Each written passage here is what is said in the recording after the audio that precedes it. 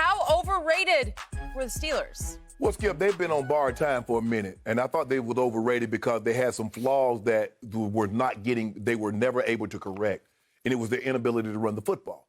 And I said, I just don't believe you can be this one-dimensional.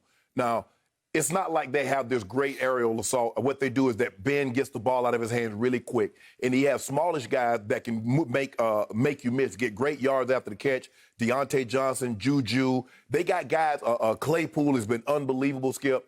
Ebron. So they've got those guys. What they do is that they put Ben in the shotgun, and he's like, okay, Ben, get the ball out of his hand, because nobody gets the ball out of his hand as quick as Big Ben. And guys make you miss, and they're getting first down. But at some point in time, Skip, you got to run the football. You got to be able to line up in a 4-minute, go 2 tight ends, get your 4-minute offense, and run some time off the clock. And they can't do that. Third down and 1-2, they got to throw the ball because their running game isn't very good. And so for me, I've always felt, and I just kept and Coach Tomlin kept talking about it. We didn't play good. Yeah, we won the game. We're happy that we won. But there are some things that if we don't get these things cleaned up, it's going to be a problem for us later down the road. And we see this come to fruition. As you mentioned, your Cowboys had them on the ropes. The Ravens had them on the ropes. There are a lot of teams, and they just keep and you just keep, okay, you keep playing with fire. You keep, you don't realize how close you are. And sometimes, Skip, when you win games, you're like, oh, man, we won. We can correct that. This loss might do them better than going 12-0 because it's going to force them to look, guys, we got an issue that we need to get corrected.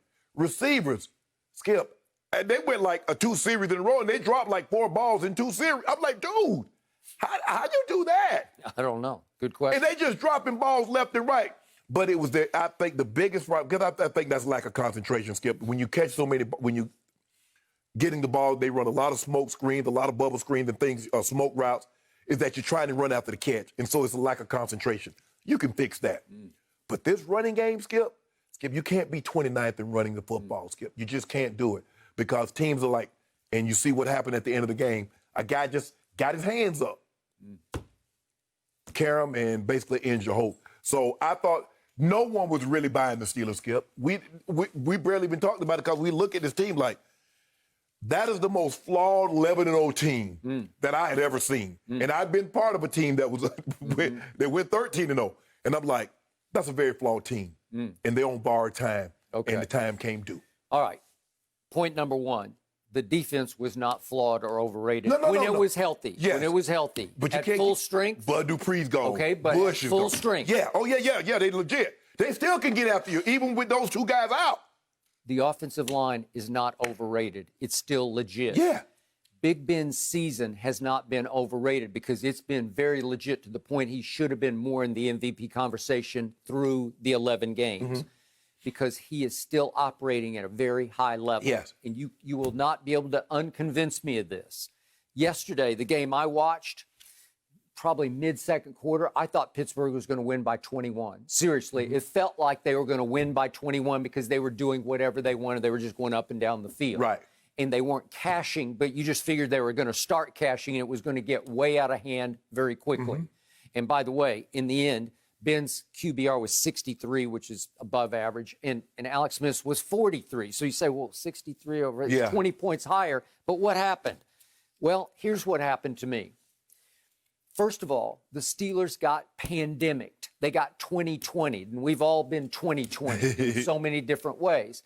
But remember, they were forced weirdly to play Baltimore on a weird day on a Wednesday. On a Wednesday?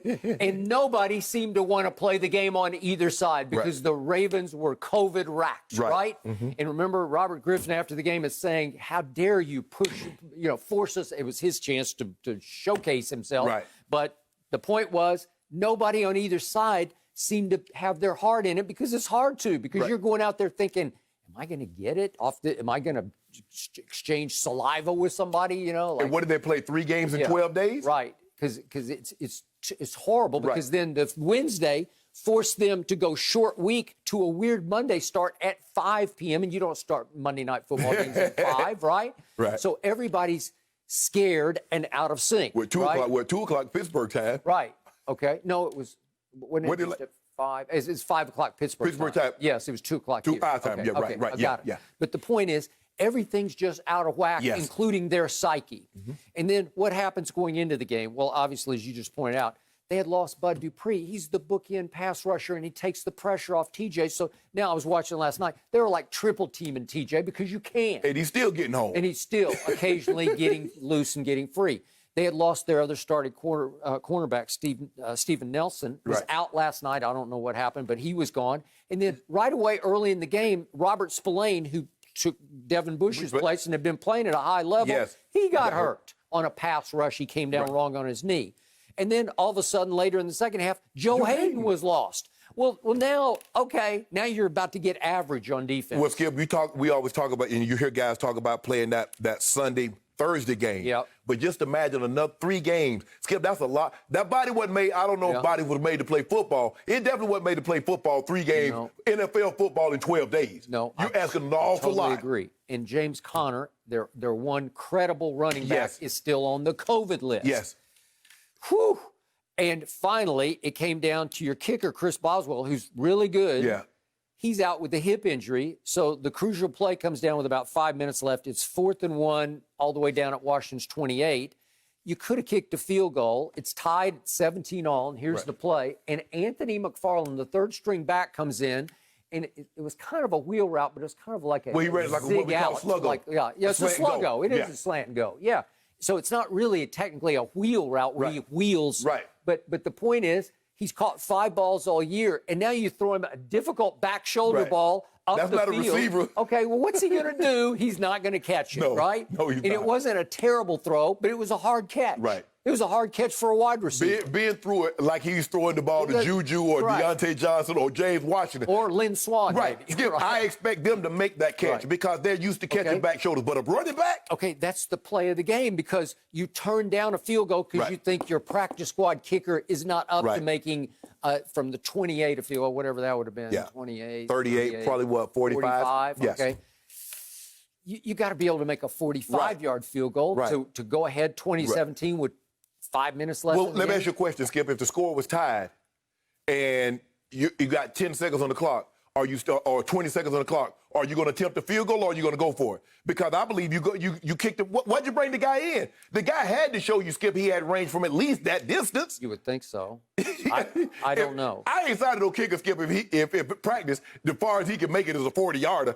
Ain't no sense in Okay, so then we get to the drops. I have no idea, but this team seems distracted because I thought Ebron dropped 3. They had him for 2, and Deontay Johnson had 3. No, they gave him 3. Juju had 1. And it's 7 total, which is the most this year, and I think it's the most Pittsburgh's had in 15 years. But, Skip, I watch them every week, and they drop a lot of balls. Yep. And that's a problem. But, Skip, I mean, if you look at over the last 7 games, they're averaging 61 yards. Rushing a game with 3 yards a carry. They've reached 100 yards. Snell had 8 carries for 5 yards.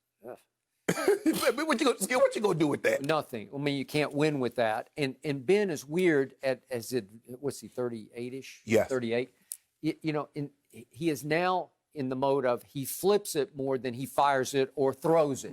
He doesn't really throw the football that much. It's just flip. Yeah. And he's a really good flipper. He's like a dart thrower now. He's playing, like you said, he's playing unbelievable. Yeah. But, Skip, the thing is, look, you can win a bunch of games, but his numbers, if you look at the guys that were in the MVP discussion, you look at Rodgers' numbers, you look at Mahomes' numbers, Mahomes was almost 1,000 yards ahead of Ben.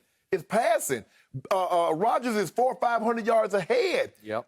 So at the end of the day, Skip, it's about winning, but you got to have stats too. And I just didn't think, what we did, 25-8, something like 25-5 touchdowns. Yep. But I just thought they were a flawed team. So under Ben Roethlisberger, their record with 14-point leads was 109-2-1. Mm-hmm. So they'd lost 2 games and tied 1 under Ben in 112 games. Well, they had a 14-point lead. Right.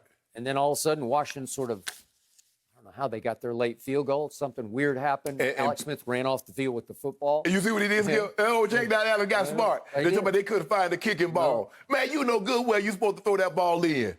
Well, they got their late field goal, and it tended to just shift the whole momentum going into the second half. Here we And went. Mike Tomlin probably said, "You know y'all screwed us, right? Well, you that's know what what happened. Okay. The NFL probably gonna fine Alex Smith for that one. They probably should find him for that. I agree. Although Alex Smith is now going to be the runaway comeback player of the year and should be. Well, Skip, the moment he stepped on the field, it was over. Yeah. I mean, he didn't have to throw a pass, a touchdown, or anything. Let alone win the best right and win the division. He might get it for the next couple of years. And they by might the name way- the award after him.